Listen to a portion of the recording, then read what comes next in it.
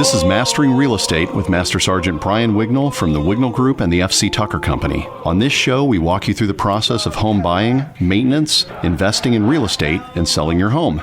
Each week, we'll be joined by one of our platoon of local real estate experts to inform us about the various facets of the real estate industry.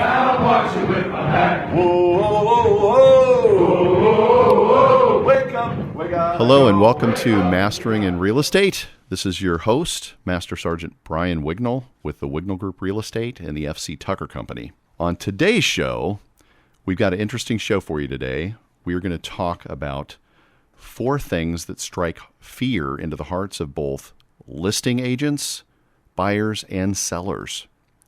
Those 4 things are lead-based paint, radon, asbestos, mold. Now, I had told a story previously. The one we're going to focus on today is going to be mold. I had told a story on a previous episode of one of my clients, and I use this story a lot to emphasize the importance of doing a pre-listing inspection. Now, I do pre-listing inspections on almost every property that I list, and I recommend all of my sellers to do that, and I do that for 2 reasons. If we have a pre-listing inspection done, and for those of you that are not familiar with that term, essentially it's having a home inspector, the same kind of company that would inspect a home that you're getting ready to buy. It's having them inspect your house thoroughly before you list it. And I do that for a couple reasons. Number one, if we have a pre-listing inspection done and we have a good inspection, I can upload that information along with our listing. And so you have a lot of situations where buyers just will choose not to even get an inspection if it's been inspected already. But the second and probably most important reason that I recommend doing a pre-listing inspection is because that way we have someone spending 2-3 hours, scrutinizing the house, hopefully finding anything that is this problematic with that house so that we know in advance and we can address it. Now, the situation that I had with my client Floyd, I recommended that he have his house inspected before we listed.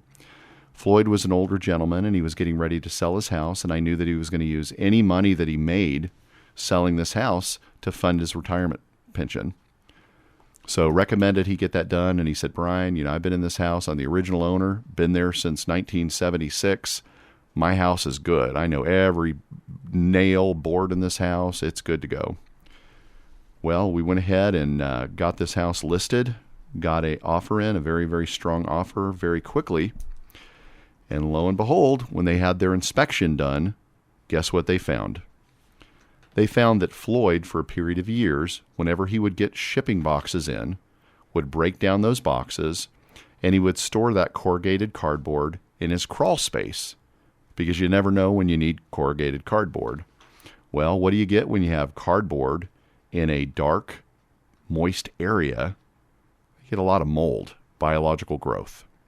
And that's exactly what they found. And the buyers of that property, as part of their inspection response, put in that they were going to require us to have that crawl space completely mitigated by a mold specialty company that they chose.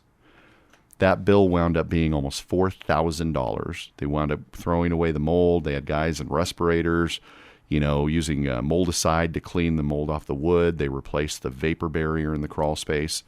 And the thing that was really sad about that is if we would have known about that before we listed that house, we probably could have gotten a general contractor down there to throw away that cardboard.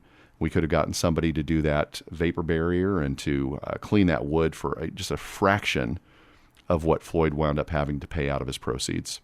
So today's topic is mold or biological growth. And our guest that we have with us today here is Brian Lester. Now, I work with Brian quite a bit. He is my go-to guy on any kind of questions dealing with mold mitigation. Now, Brian is the president of Indiana Mold Remediation. And before I introduce him here, one of the things I really appreciate about Brian, and actually go ahead and say hello. Hey, Brian. Glad to be here today. Thanks for having me. My pleasure. One of the things I really appreciate about you, and we just talked about this before the show started, is Brian is a very straight shooter. So more often than not, when I call him in to look at a house, he's telling me what needs to be done that does not require him coming out and charging a bunch for mold mitigation. But in the same sense, if he ever says, hey, this house needs to be mitigated, 100% it needs to be mitigated with people over there. So, Brian, why don't you tell them a little bit about your business? And I think it'd be interesting. How did you get into mold mitigation? So I've been in the cleaning and restoration world for over 25 years, and I just got into it. Started with carpet cleaning, so started as a carpet cleaning technician, and we started doing water damage work. And this was back in the late 90s. And, you run into mold environments all the time when you're dealing with frozen pipes or, wet areas. And mold grew out of that. So the mold remediation industry is fairly young, and it was interesting to me. So I just started doing research and taking as much training as I could and learned about it. And we've been doing it ever since. Well, I think it was interesting. I think the first time that you and I met, I actually had you over to my house that I had just purchased. And I was concerned because there was some biological growth there. And you at the time, and I thought this was very cool. You said, hey, Brian, this is stuff. It's common, aspergillus or whatever. This is very easy to clean. Here's the way that you clean it yourself. And did not try to sell me on mitigation at all. And I appreciated that, because I think a lot of people in your industry would be like, oh, yeah, we need to tarp off the whole house and fumigate and, oh, my goodness, get a hotel room. Yeah, the vast majority of jobs that we're called out to look at, the vast majority are very small. So they're less than 10 square feet of a problem area, and the average homeowner can clean those up themselves very easily. Now, a quick question for you. Where do you most often find mold problems in a real estate transaction? So I think most people see mold growing on a wall and recognize, hey, I've got a problem. And when the real estate agent walks through the home with you, or you're looking at a home, if you see it on a wall, it's generally very obvious. So most of the time in a real estate transaction, we find mold in areas that were unseen, places that people are not normally going into. So that's crawl spaces, attics, hidden spaces where people just don't spend a lot of time. Okay. Now, regarding that, when do you normally need to disclose a mold problem in a home when selling? Now, I've got my idea on that one too, but I'd love to hear your feedback on that. When I'm talking to people, I usually say, look, if this wasn't a health issue in the home, it's not a disclosable issue in the home. So I think all of us have some mold that grows in our home, and most of us can relate to mold growing in the corner of a shower stall, in the grout. So generally speaking, if there hasn't been a known health issue in the home, I would say it's unlikely that you need to disclose anything. If you have an area of mold growth that's under 10 square feet, so if it's just a small area of mold from a leaky pipe under a sink, and it's been resolved, so you fixed the problem, I generally say that doesn't need to be disclosed. Okay. Yeah, and I would kind of concur with that. If there is a non-continuing problem, if you have a leak, a continuing leak, and that's still leaking, and you have a mold issue, you need to disclose. But if it's something where you've had professionals come in, take care of it, or if it's a small situation that's not reoccurring, not necessary to disclose that in my professional opinion as well. Now, what is the best way to rule out mold problems before selling? Best way is you've already said it. Look. So get somebody in there that knows what they're looking at to look in those areas that you don't normally go. If you are the adventurous type, you can certainly hop in your crawl space and look around, hop in the attic space and look around. But most home inspectors are going to flag obvious visible mold problems. And in real estate transactions, those are generally the ones that you want to be mindful of. Okay. Now, I was always kind of trained that if a inspector finds something, normally they won't actually disclose it as mold. They call it biological growth until there's some kind of testing to actually determine. So is it easy for most people to be able to visually look and determine the difference between mold, algae, mildew? Yeah, I might be disclosing trade secret here. I'd say that the average American can look at something and say, that might be mold. And if you're looking at discoloration on wood or drywall or any other building material, and there's a question of whether or not that's mold, before you sell the home, clean it up. Yes. Like it doesn't, you don't have to know if it's mold or not. So why have the argument with your buyer? That's not mold in my attic. That's just mud.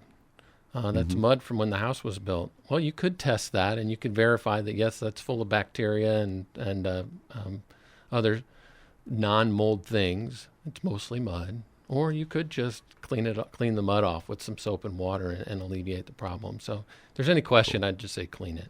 Yeah, take that out of the conversation. Yeah. If it's out of sight, out of mind. Yeah. Now, and this is not a question I'd thought about before, but just out of curiosity, if you have a situation where you've had mold in an area, say that you had a roof leak 10 years ago, and there was some biological growth, but that leak was taken care of, and there's no more moisture. Is that a problem? Does that still need to be cleaned? Yeah. So those are areas that you would want to have someone that knows what they're looking at reevaluate. Okay. So it depends on what you did. So if you had a roof leak and the ceiling collapsed and you replaced all the drywall and the insulation got replaced above it, it's unlikely that there's a mold problem associated with that. But if you had a small leak of some kind that was ongoing for several months, and there was, let's say, some surface mold growth on the ceiling, and you clean that off with a detergent water mold cleaning product, and then paint it over it, there could be mold above it. Okay. So those are areas that you just need to reevaluate. The vast majority of the time, a phone call with somebody that knows what they're talking about can tell you, yeah, you might want to look at that, or that's probably not something to worry about. Well, now that we're talking about phone call, why don't you give the phone number for your company as we continue to talk? If someone wanted to get a hold of you, what's the best way? Yeah, so they can reach us at our office. It's 317-867-4766. You'll talk to one of our lovely customer service folks. They'll take care of you, and if you let them know you've got a question, they'll try to answer it, and if they can't answer it, they'll probably forward you to me. Wonderful. Now, next question here. Should I have testing done in a home I'm interested in buying? That is a great question. So and we just encountered that the other day when we were talking. I had a client that wanted mold testing done, even though there was nothing to indicate that there was a mold problem. So and I'll tell you the same thing I told tell your audience the same thing I told you at the time. There's no reason to do mold testing. So if it doesn't look moldy and it doesn't smell moldy, it's highly unlikely that a mold problem exists. So the EPA, the CDC, if you talk to the health department here in Central Indiana, or the health departments, they will all concur that the testing for mold is unlikely to give you information that you can't pick up with your eyes, your nose, and just common sense. Surprising, right? Very cool. Yeah, trust your senses there. Well, listen, it's a time for a commercial break right now. We will be back here in a couple minutes to continue talking with Brian Lester, president of Indiana Mold Remediation. We'll be right back. If you have any questions about real estate or anything regarding the real estate industry, please text them to 317-797-3580, and we'll feature those on a future show.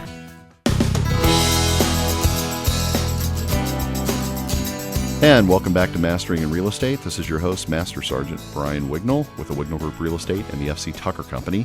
And I'm joined here today by Brian Lester, the president of Indiana Mold Remediation. Now, before our break, we were talking about should I have testing done in the home I'm interested in buying? And I was going to ask you, my next question here, what kind of testing is done and how do you interpret the results? Yeah, and just to revisit that, maybe there are times when a buyer especially might want to do testing in a home.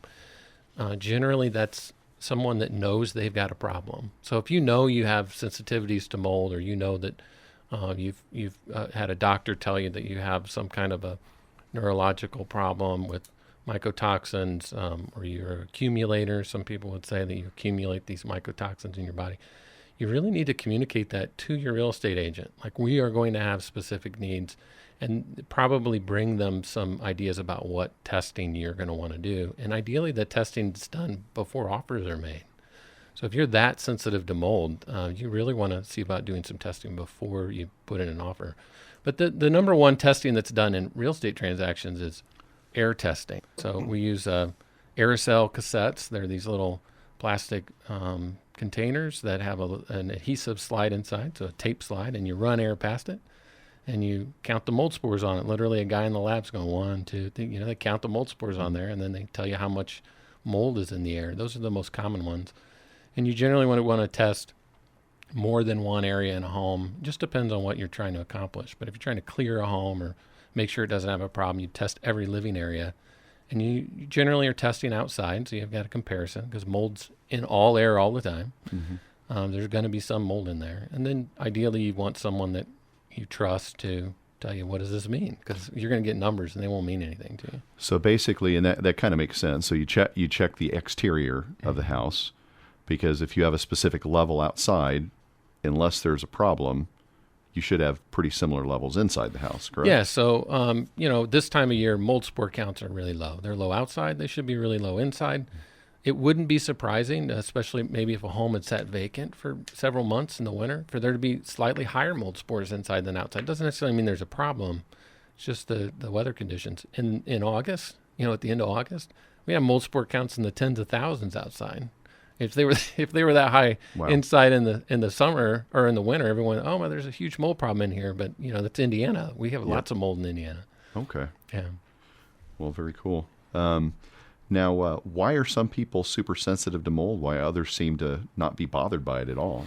That's a good question. For me, I used to have major mold allergies growing up. I mean, we couldn't have carpet in our house. We had to have cheesecloth over the registers. Was getting allergy shots all the time as a kid, which was torture. Yeah. So why is that some people are just a lot more hypersensitive? The big part of it is allergies. So I've got 6 kids, and one of my kids is super sensitive. He's got environmental and food allergies. He's got all kinds of problems. I wouldn't say he's normal as far as allergies go. He's got he's a really sensitive kid. And we still are trying to figure out why that is. So it could be genetic. So you've got a genetic predisposition to be allergic to certain things, and some of it's in environmental exposure.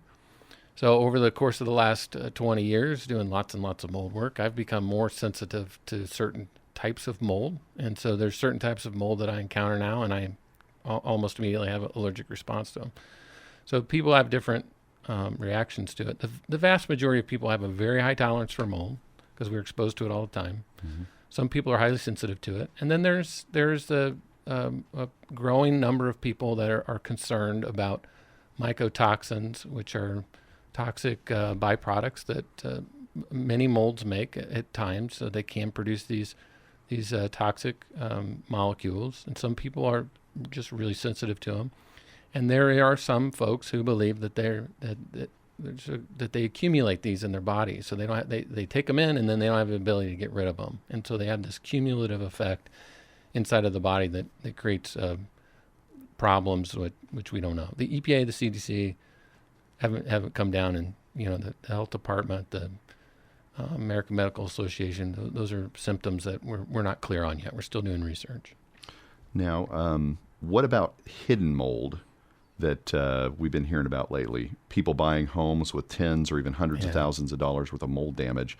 How would a buyer protect themselves from something like that? Yeah, so you pick up the newspaper, and poor Mr. and Mrs. Jones bought this gorgeous home. They love it, and lo and behold, now they've got $75,000 worth of mold damage. That's I love those. The last time I read one of those, I called the real estate agents involved, and I said, look, I don't know who they're talking to, but odds are that they've been somebody's grossly overestimated the amount of actual mold remediation required in the home. And if you'd like, I'll come out for free and evaluate for them. No takers. Wow. I've done that 3 times, and I've never had a taker. So more often than not, people that have these hidden mold problems in homes, they're talking to some remediation contractor that's created the problem, and the numbers are based on their estimates, right? So the vast majority of those problems can be resolved much, much cheaper. But the easiest way to prevent buying a home with a hidden mold problem is, number one, understand that a 100-year-old home probably has mold inside the walls. In the course of 100 years, windows leak, doors leak. Grandma left the window open throughout the 1930s. The water's come in there. There's probably some mold in the wall. It's realistic to anticipate that there's not some mold inside an older home's walls. And if that's going to be a concern for you or a problem for you, then you should probably not look at that home. So it's understanding what it is that you're buying, and then just look around. Like the vast majority of problems, I can't tell you the number of people that buy homes, and they'll call me a month or two later, and they're like, "Well, it kind of smelled musty. It kind of smelled like a basement. It kind of smelled musty." And nobody knew there. Everybody knew there was mold problem. It smelled musty in there. Makes sense. You may have been talked out of there being a problem there, but you knew as soon as you walked in there was a problem. So just listen to your senses. Use a common sense. Have a common sense.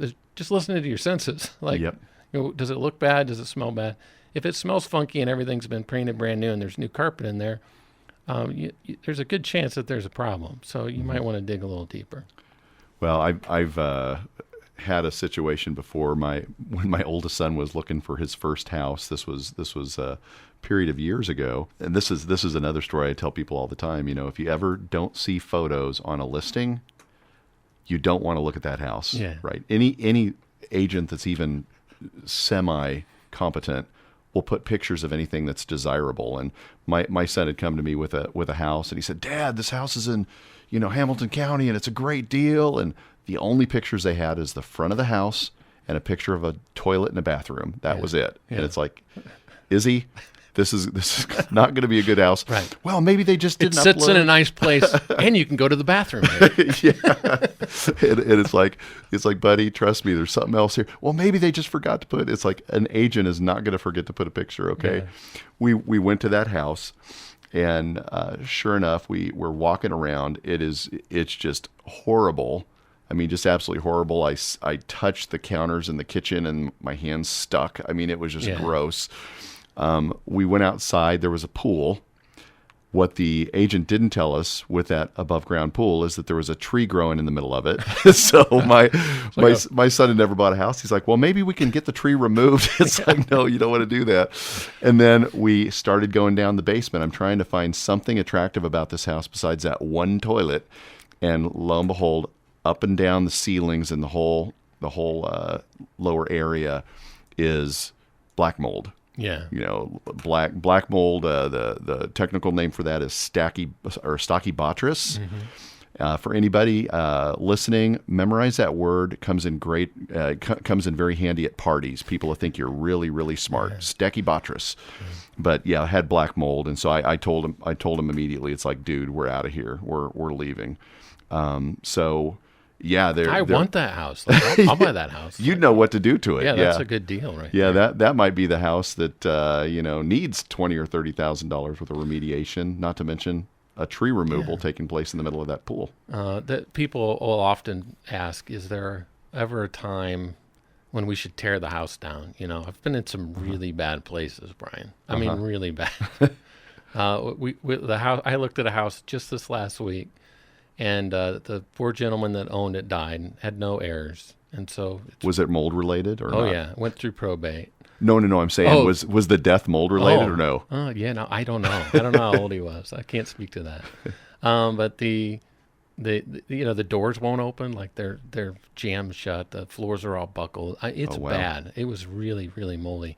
And this young guy was going to buy it. And it had been like his third or fourth flip. And I said, you realize you're going to have to gut this whole house. Like everything's got to go. It's like a wholesale take it down to the framing. He goes, yeah, I do this all the time.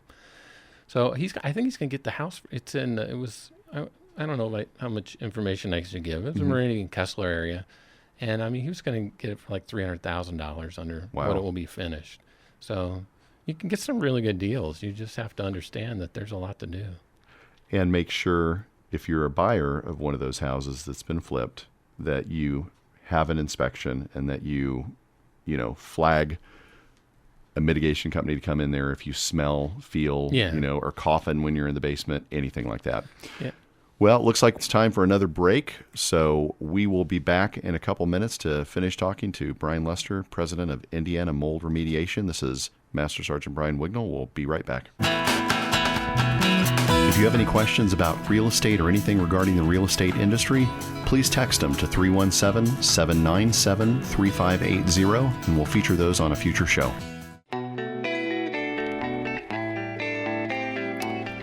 And welcome back to Mastering in Real Estate. This is your host, Master Sergeant Brian Wignall with the Wignall Group Real Estate and the FC Tucker Company. And I'm here with Brian Lester, President of Indiana Mold Remediation. Now, Brian, we were just talking right before our break about a house that you saw that kind of needed to be completely gutted. Any other stories of some shocking properties that you've been called over to look at or remediate? Put me on the spot. Shocking stories. No, we see some really, really terrible homes. So I think the worst one I was ever in, I had a business partner at the time, not my business partner anymore, but it was so bad that he ran out of the house and literally threw up in the front yard. Oh, wow. Yeah. Because the way it looked or because the smell was so bad? Mold was the major problem, but then they also had cockroaches and there's a lot of problems in that home. But that home had rotted. The poor older guy that lived in there, that was shocking. So we walked in and the floors were soft underneath. Oh, wow. They started moving, and their primary concern was mold. When we went into the basement, there wasn't. It was almost a soup down there. It was just there was so much mold growth. It was heavy, and but we go into situations like that all the time. Wow. Yeah. Well, I've got a couple other things I was kind of curious about. Is there an average cost typically to remediate a mold problem, or what is the expense generally for someone if they do have one of those problems where it would not be recommended that they try to tackle it themselves or it's too overwhelming? So insurance companies have started to put limits on what they'll pay for mold, if they'll pay anything. A lot of times they won't pay anything. I think our job average last year was under $3,000. Okay. So it's a big number, but it's not an insurmountable number. So I think most people associate mold with life-changing dollar amounts, and it certainly doesn't need to be that. Again, in a real estate transaction, in most of the mold situations that we encounter, the average homeowner can manage them. Mm-hmm. So most of the time, if you're willing to put in the elbow grease and you're not scared to do the work yourself, you can certainly do it.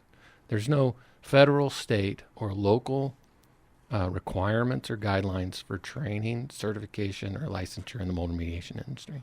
Wow. So anyone can do it. We were talking about how do you protect yourself? Like you go into a house that's been flipped.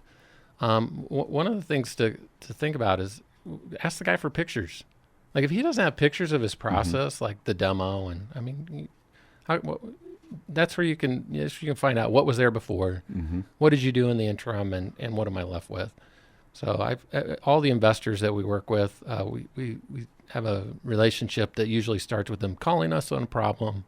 We fix it, and I say, you guys are crazy. You should be doing this yourselves. Why are you paying me to do this? And then they'll start doing the work themselves. And one of the things I always teach them is that you take pictures of the process, you outline it, you detail what you've done. And the same thing would be true with the homeowner. If you have a mold problem, take pictures, write down what you did, try to do as good a job as possible. If you have questions, be careful online. Like, call me. I'm more than happy to help you. Well, one thing, you were just talking about that. How do you know with flips and stuff like that? If somebody doesn't have pictures, one of the reasons why I think it's important for people to use competent realtors is a realtor generally has got the ability to go in and find out what that house was purchased for. And if you have a house that was purchased for $45,000 and it's selling 3 months later for $295,000, well, there would be some big questions on, why, what was done. Right.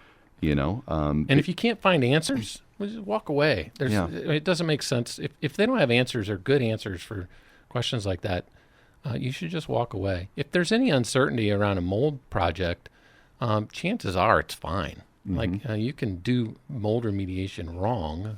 I don't know that there's a determined right way to do it, but you can do it wrong, and the end result's okay. So we've always been very goal-oriented. What are we trying to accomplish? That's not always the case, but it's generally the case. Well, one of the things I thought was really interesting, and like I said, this is something I really appreciate about you and your company is when you guys came to my house to look at a mold issue. We had some mold down there. We had testing done. You interpreted the results of the testing that we got through the inspection company. And one of the things I thought was really interesting, you gave me some pointers on cleaning up the mold that we had. You kind of told me what each one of the mold categories was.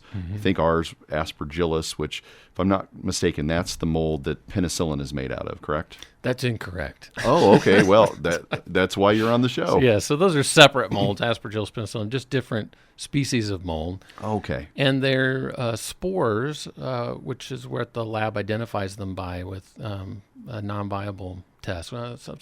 They collect mold, and it doesn't matter if it's alive or dead. They look at it, and that's non-viable.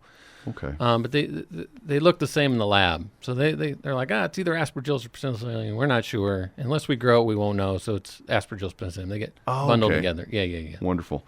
Well, one of the things I thought was really interesting, we were talking about cleaning, and I had mentioned that my wife was talking about essential oils. Now, my lovely wife, Heather, has really gotten me educated on essential oils. When I got married, the only essential oil I was familiar with was Mobile One 5W30, and she is somewhat of a subject matter expert regarding essential oils. And it was interesting because you started telling me essential oils that are really good to treat biological growth. Yeah. So we have always tried to minimize the amount of chemical impact. I am actually involved with a chemical company, Dot Cleaner, and we have helped to develop and formulate cleaning products that use new technology to use less chemical than what you typically find used in the remediation markets, what our company uses. I'm very proud of that. But there's other means that you can clean mold up. Essential oils work. So there's it's good a peer-reviewed journal type information, but there is some data out there to verify that certain essential oils are great at both killing, if that's your goal, mold on the surface, and also preventing it from growing. So cinnamon oil is great. Clove oil is great. Most of your citrus oils have antifungal properties. There's some evidence that citrus oils or citrus oil blends actually denature or eliminate mycotoxins. Okay. But then oxidizers do the same thing. Bleach-based products, so that's hypochlorite-based products, and peroxide, hydrogen peroxide-based products. Those are oxidizers, and those also denature or change allergens so that they don't bother your body. Probably a better way to go than Lysol. Okay. Or phenols. So if those phenols and quaternary ammonium chlorides, those are killers. Those are chemicals that kill, and we try to avoid using those, and we go in the other direction. So. Well, I remember growing up, anytime that we would see mold, my mom would say, spray bleach on it. Yeah. But then again, this was the same woman that anytime I had a cut, sprayed Bactine on it. so I don't know. Yeah, there's a huge, I don't know if you call it a debate, but the mold remediation industry has worked really hard to try to convince people that bleach doesn't kill mold, which if you talk to a chemist, I got great chemist friends at Dot Cleaner, and or you talk to a microbiologist, it's a insane thing to say that bleach doesn't kill mold. Of course, bleach kills mold. It's been doing it for a really long time. Yep.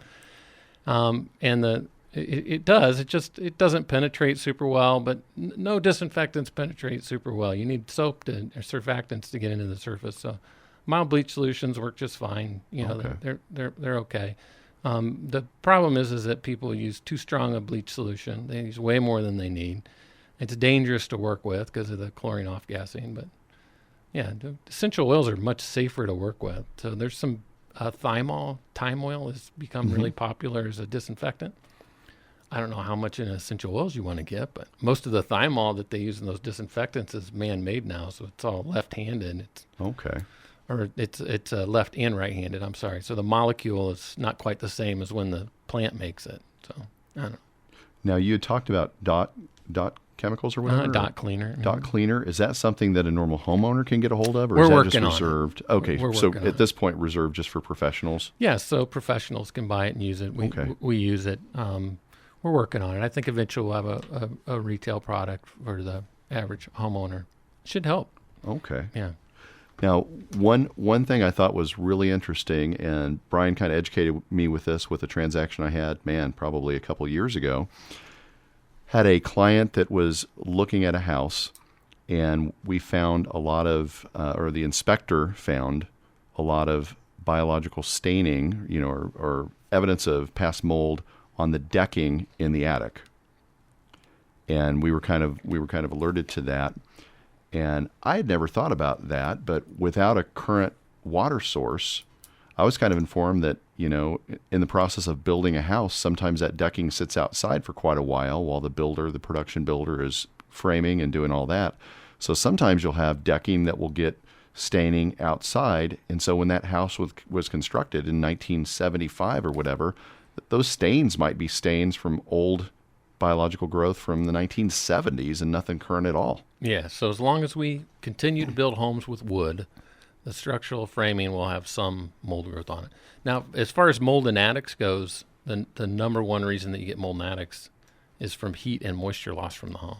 Okay. So heat and moisture goes up out of the house, comes from a stack effect, and it condensates on the wood up there, and that's what causes mold to grow up there. Well, it looks like it's that time again. We're getting ready to take a commercial break, so we will join you back here in a couple more minutes to finish up with our conversation with Brian Lester, president of Indiana Mold Remediation. This Master Sergeant Wignall will be right back.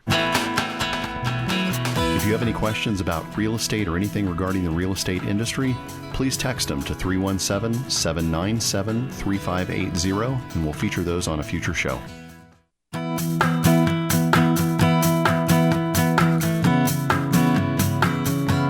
And welcome back to Mastering in Real Estate. This is your host, Master Sergeant Brian Wignall with the Wignall Group Real Estate and the FC Tucker Company. And we're just talking today to Brian Lester, president of Indiana Mold Remediation. During the break, we had a great question from Jeremy, our sound engineer. And I had thought the same thing. If you're in a house and you're currently living in the house, you're not selling it or whatever, is this something where someone should be concerned about mold and should we hire someone in to inspect and make sure there's no kind of problems with biological growth? Great question. The EPA actually answers this question directly. Should I routinely have my home tested for mold? And they said no. The short answer is no. There's no reason to do that. So if you don't suspect that there's a problem or believe that there's a problem, then don't look for it. What you need to be mindful of is moisture problems. So if you've got condensation on the doors and windows, if the home feels wet or muggy, or if you've got musty odors, then you need to start digging to figure out what the moisture problems are. As far as just looking for hidden mold problems in your home, boy, it's unlikely that you're going to find anything. And by hidden, it usually just means that somebody wasn't paying attention. Mm-hmm. So people will talk about hidden mold underneath the wood floor in the kitchen. And if your wood floors is cupping and then buckling, I don't consider that hidden. So, yeah. The signs will show up with water damage. Okay. Now you have a situation, say that a homeowner moves into a brand new build and they've got a little child and the little child's sick consistently, or like in my case, you've got a father that has a cold and doesn't get over his cold for 2 weeks. Is that something where we should be like, I wonder if there's some mold here? That's almost always coming from the doc, right? So the doctor said, have you had your house checked out for mold? Yep. That's fine. Like, you can have it done. We do relatively inexpensive inspections to just kind of do everything's okay. But if you don't see a problem or smell a problem, it's unlikely that there is one. And if your child is sick more than normal, it's more likely that they're picking up colds at church or daycare or some other, school. It's way more likely that they've got a bacterial and viral infection than mold bothering them. So the thing with mold and mold illness or sicknesses is that they tend to be cumulative. So if they're cyclical, if you feel bad for 2 weeks and then you're okay for 2 months and then you're bad, it's probably unlikely that mold's an issue there, unless you have other telltale signs, moisture, musty smells. Now, I had a recent new build with a production builder locally, and we had found during our building inspection, because I recommend inspectors to inspect while the properties are being put together and built, that the stairway stringers had laid outside for quite a while, and they had a lot of biological growth on them. In that kind of situation, is that something that should be sealed, or probably not going to cause a problem if it's dry and undercarpeting? That's become actually a bigger problem in modern times compared to like the 1970s. You talked about 1970s attic with some mold, from when the house was built. It's more likely to happen now than it did back then, and that's because of the building materials. So the building materials that we're using in homes are less dense. They don't have as much natural resistance to a microbe growing on the surface, so they're more likely to get moldy. I would address that while it's still in framing. It's fairly easy to fix, and while it's still in framing, and it's going to prevent a problem later down the road. Okay. So we've done a lot of work for home builders in the last few years, cleaning wood framing. With COVID, so when COVID was a problem, and everything shut down, there was a huge lumber shortage. You probably talked about it on this show at some point. There was a huge lumber shortage, and lumber prices skyrocketed. And we actually worked with a local distributor, someone that sells to the Lowe's, Menards. They sell to the stores, and they were unable to reject wood that would come in moldy. So we actually cleaned mold for the distributor. Oh, wow. Yeah, because the guy said, if I turn this wood away, I won't get wood for 3 months. So it's just something to be mindful of. It usually takes a few minutes to look. If your wood's green or yellow, that's probably more of a concern than if you've got those little black dots. The little black dots are probably negligible. It's usually from yeast. Okay. Yeah. Interesting. Well, and you were talking about how the building materials are less dense.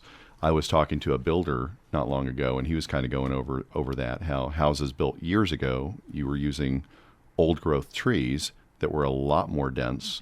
And that's one of the reasons why, cedar siding on a house built in 2022 probably is not going to last 30 years like the cedar siding on a house built in 1972. That's right. Yeah. Because the trees are growing so quickly, they're harvesting them so quickly that they're not dense, and so that's interesting that it also makes them more susceptible to mold growth. So mold sends mycelium. They're these little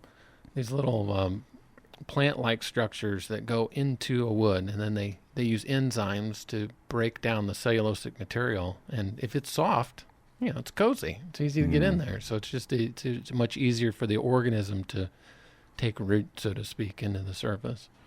Now, what are the molds to, I'm familiar with Stachybotrys. Like I said, that's my impress people at a party word. Yeah. But it's impressive. What are, yeah. We should have Jeremy make that echo, Stachybotrys. Stachybotrys. But what are some of the molds that people need to be concerned about?